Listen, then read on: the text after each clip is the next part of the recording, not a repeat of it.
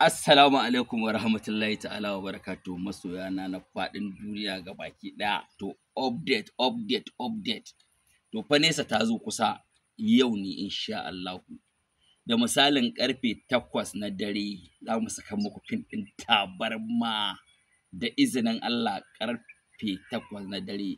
Ka je kai sacin tabarma fim za ka ga tabarma season 4 episode 1. Insha Allahu yau da daddare kada ka sake a baka labari, da a baka labari gara ka bayar. Ni ne naku Felele suspension mai gintsewa, amanar Rafa, amanar Biyu, amanar Fito, amanar Bahago, amanar Mani, mu shida ne.